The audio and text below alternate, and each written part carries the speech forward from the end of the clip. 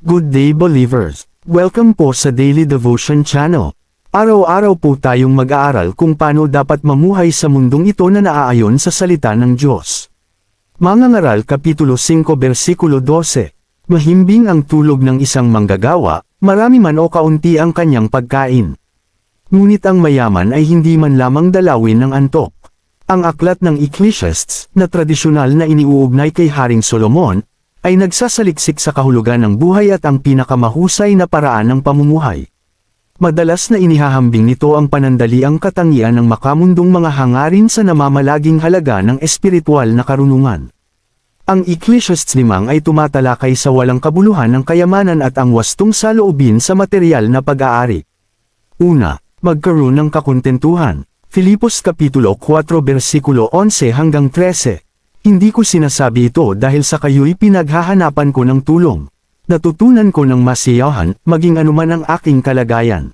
Alam ko kung paano maghikahos, alam ko rin kung paano managanya.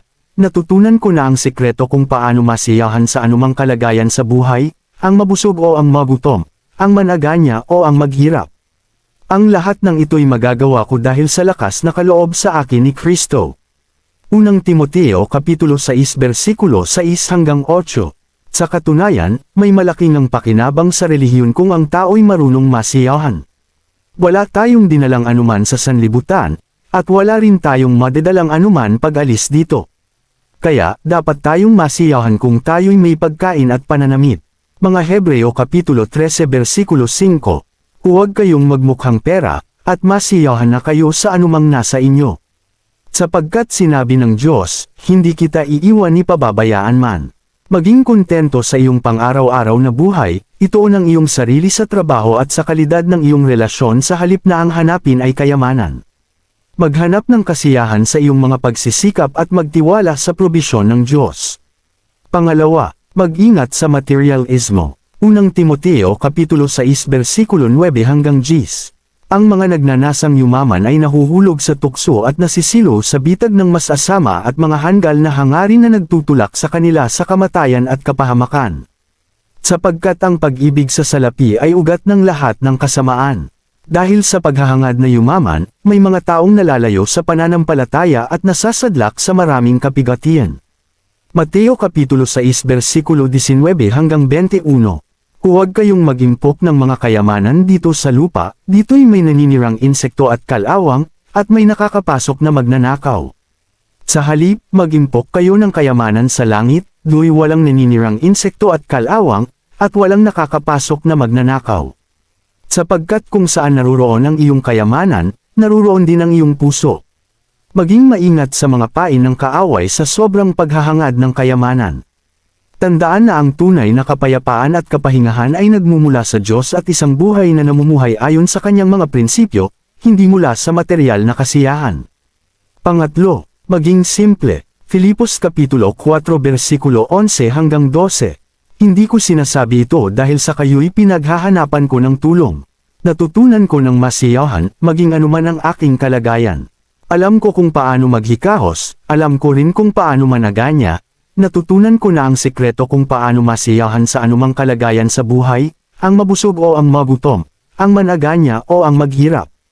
Pasimplihin ang iyong buhay hanggat maaari. Unahin ang tunay na mahalaga, pananampalataya, pamilya, komunidad, at tapat na gawain, kaysa sa paghahangad ng materyal na pakinabang. Pang-apat, magtiwala sa provision ng Diyos. Filipos Kapitulo 4 Versikulo 19. At buhat sa hindi mauubos na kayamanan ng Diyos, ibibigay niya ang lahat ng inyong kailangan sa pamamagitan ni Kristo Jesus. Mateo Kapitulo 6 Versikulo 25 hanggang 26. Kaya't sinasabi ko sa inyo, huwag kayong mabalisa tungkol sa inyong kakainin at sa inyong iinuman upang kayo'y mabuhay o kaya'y tungkol sa susuotin ng inyong katawan. Hindi ba't ang buhay ay higit na mahalaga kaysa pagkain at ang katawan kaysa damit? Masdan ninyo ang mga ibon. Hindi sila nagtatanim ni umaaniman o kaya'y nagtitipon sa kamalig, ngunit pinapakain sila ng inyong ama na nasa langit. Hindi ba't higit kayong mahalaga kaysa mga ibon? Magtiwala na ibibigay ng Diyos ang iyong mga pangangailangan. Tumutok sa pamumuhay ng isang buhay na nagpaparangal sa Kanya sa pamamagitan ng pagsusumikap, integridad, at kasiyahan, batid na pinahahalagahan niya ang iyong mga pagsisikap at bibigyan kanya ng kapayapaan.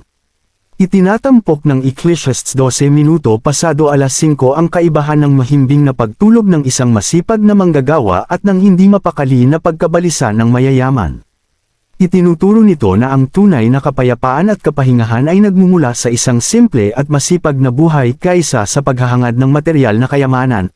Ang mga mananampalataya ay hinihikayat na humanap ng kasiyahan, yakapin ang pagiging simple, at magtiwala sa paglalaan ng Diyos, na kinikilala na ang tunay na kasiyahan at kapayapaan ay matatagpuan sa isang buhay na namumuhay ayon sa mga prinsipyo ng Diyos.